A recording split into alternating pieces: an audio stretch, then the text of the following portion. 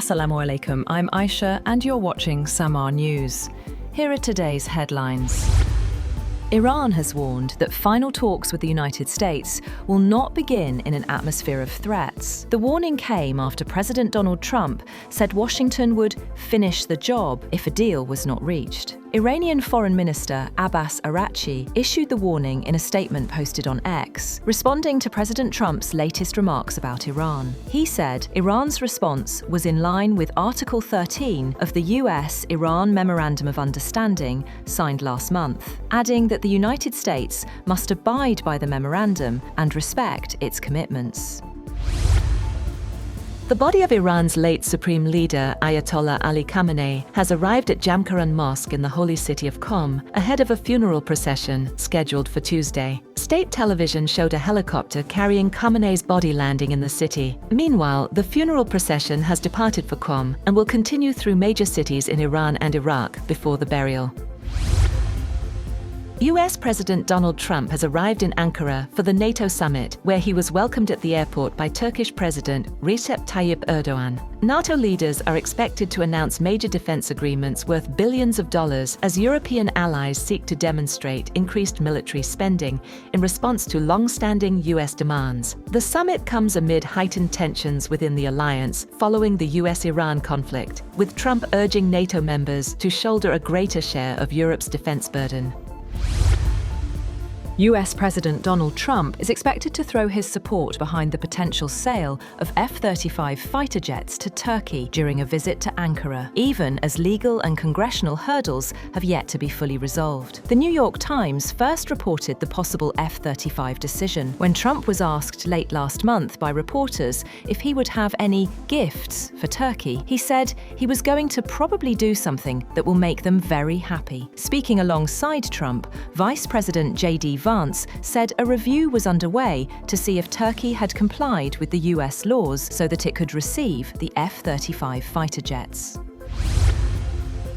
2 bombs exploded near a hotel in Damascus where French President Emmanuel Macron had stayed overnight, injuring 18 people and overshadowing the first visit to Syria by a European Union head of state since 2024. The blasts struck a busy area near the Four Seasons Hotel shortly after Macron's motorcade left for a meeting with Syrian President Ahmed al-Shara. French officials said the president was unharmed and continued his visit as planned. Syrian authorities said the explosives, planted in a parked car and a trash bin, detonated as security forces prepared to defuse them. No group immediately claimed responsibility, though authorities launched an investigation into the attack.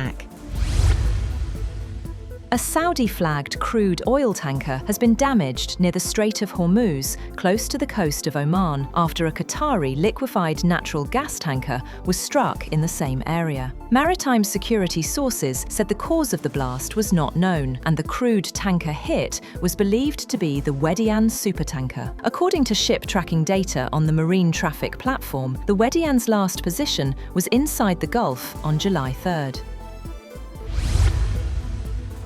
China's long-range ballistic missile test from a nuclear-powered submarine has triggered concern among regional allies and the United States. Chinese state broadcaster CCTV described the launch as a routine part of the country's annual military exercises and insisted it was not directed at any specific country or target. According to a US Department of Defense report, the JL-3 has the capability to strike the continental United States from Chinese coastal waters, highlighting its long-range strategic reach. Australia said it had been informed in advance of China's plans, but criticized the missile test as destabilizing.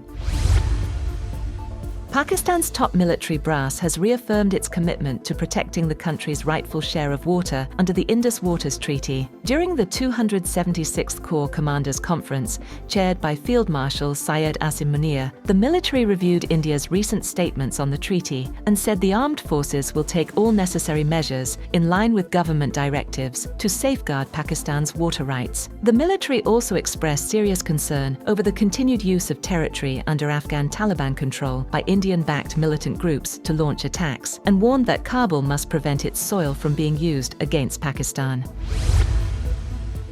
Cristiano Ronaldo's World Cup journey has ended in heartbreak in Arlington, Texas, as Portugal were knocked out by Spain in the round of 16. The 41-year-old said he leaves the tournament with a clear conscience after giving everything for his country. After the final whistle, Ronaldo was visibly emotional as he wiped tears from his eyes and applauded the fans. He took one final look around the stadium before slowly walking toward the locker room with the captain's armband in his hand.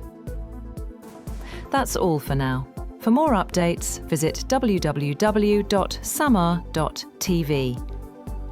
Thank you for watching Samaa News.